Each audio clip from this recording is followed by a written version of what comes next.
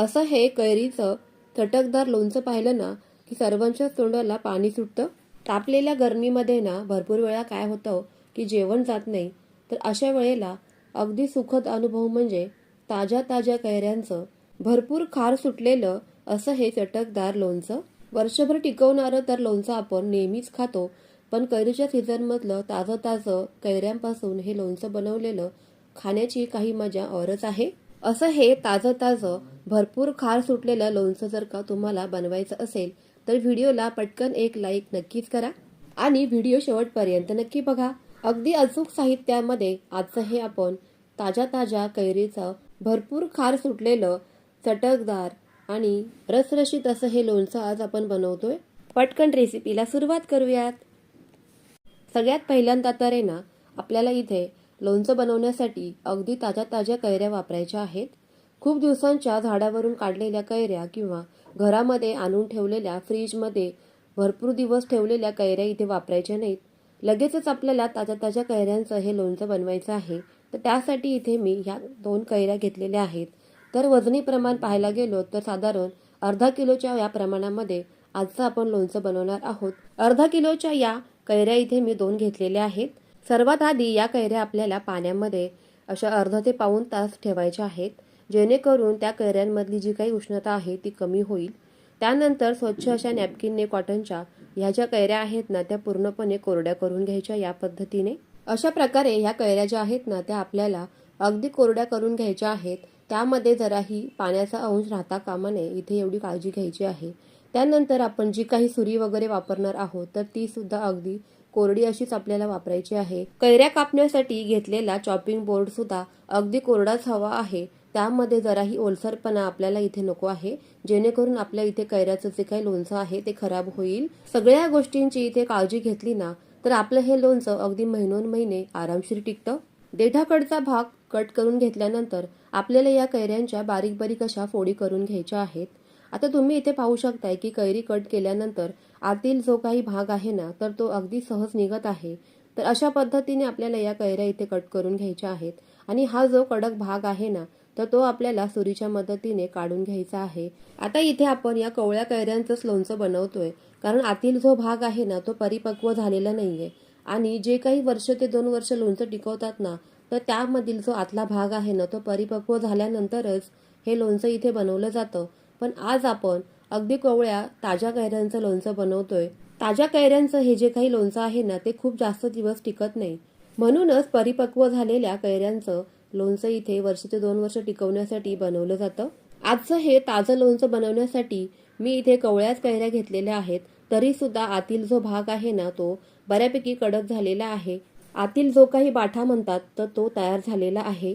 पटकन लोणचं इथे मुरावं म्हणून अगदी लहान लहान फोडी आपण इथे या कैरीच्या इथे करून घेणार आहोत. तुम्हाला इथे जसे आवडतील ना तसे इथे या कैरीचे तुकडे करून घेतले तरी पण चालेल, पण शक्यतो लहान लहानच इथे तुकडे करून घ्या. कारण काय होतं ना की पटकन हे जे लोणचं आहे ना ते मुरण्यास देखील मदत होते आणि आपण हे लोणचं आज बनवलं ना की उद्या लगेच खायला घेणार आहोत. म्हणूनच अगदी लहान लहान इथे आपण या कैरीचे असे काप करून घेतलेले आहेत, जेणेकरून आपल्या इथे हे जे लोणचं आहे ना ते अगदी पटकन मुरेल. कैरी कट करत असताना कोळीचा जो काही भाग आहे ना कडक तर तो आपल्याला काढून घ्यायचा आहे, म्हणजे आपलं अगदी मस्त इथे लोणचं बनून तयार होणार आहे. कैऱ्या इथे कवळ्याच असल्यामुळे हा जो काही आतील कोळीचा भाग आहे ना तो अतिशय पटकन निघला देखील जातो. त्यामुळे कैऱ्या कट करताना अगदी अडचण येत नाही. तुम्ही घरातीलच सुरीमध्ये ह्या ज्या कैऱ्या आहेत ना तर त्या कट करू शकतात. पण काय होतं ना परिपक्व ज्या काही कैऱ्या असतात ना त्यामधील ज्या काही कोळी असते किंवा जो काही आतील बाठा तयार होतो ना तर तो कडक स्वरूपामध्ये असतो. म्हणूनच या कैऱ्या ज्या आहेत ना त्या बाहेरून कट करून आणाव्या लागतात. आणि तुमच्याकडे जर का घरी कोयता असेल तर तुम्ही त्या परिपक्व झालेल्या कैऱ्या घरी सुद्धा इथे कट करून घेऊ शकता.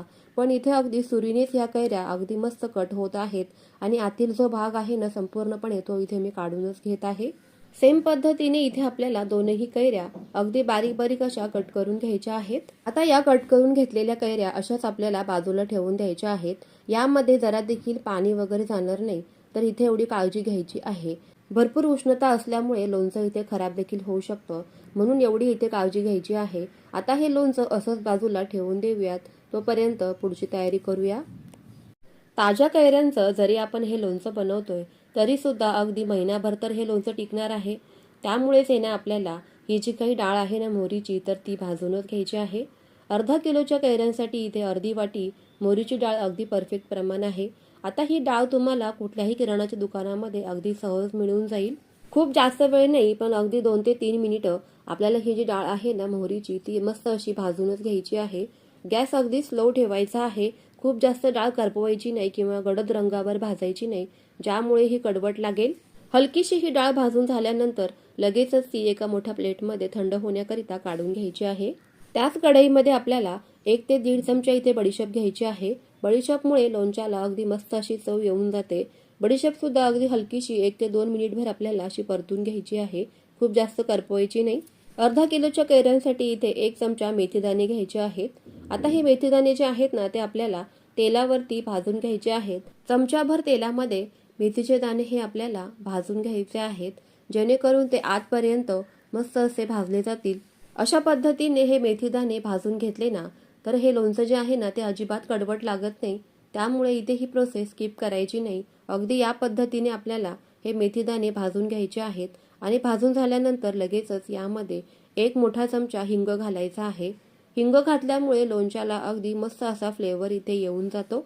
आता लगेचच हिंग घातल्यानंतर गॅस बंद करून घ्यायचा आहे, कारण तेल तापलेलं असल्यामुळे हिंग इथे करपू देखील शकतो. भाजून घेतलेले सर्वच पदार्थ एका मिक्सरच्या भांड्यामध्ये काढून घ्यायचे आहेत.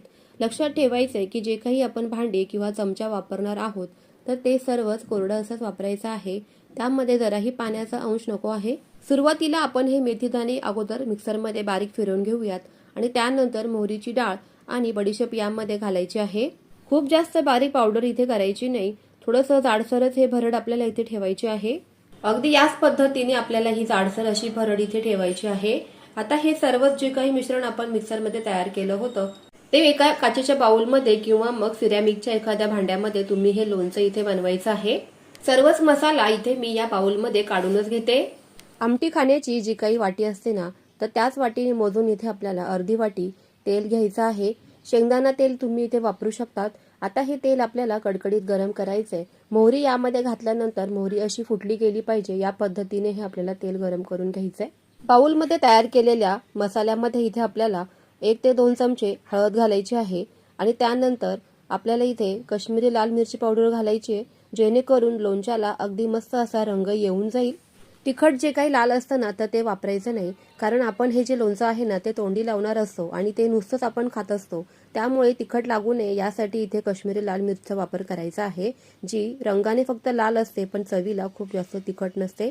त्यानंतर यामध्ये मीठ घालायचं आहे आणि कडकडीत गरम करून घेतलेलं तेल या सर्व मसाल्यांमध्ये घालायचं आहे, जेणेकरून हे मसाले जे आहेत ना ते मस्त असे तेलामध्ये करपत नाहीत पण चांगले असे भाजून निघतात. आता हे तयार केलेले मिश्रण आपल्याला पूर्णपणे थंड करून घ्यायचं आहे. यावरती झाकण ठेवून हे असंच बाजूला ठेवून द्यायचं आहे. त्यानंतर पूर्णपणे आपल्याला हे जे तेल आहे ना किंवा मसाले थंड करून घ्यायचे आहेत. अगदी याच पद्धतीने बारीक कट करून घेतलेल्या कैरीच्या फोडी या मसाल्यांमध्ये या पद्धतीने घालून घ्यायच्या आहेत.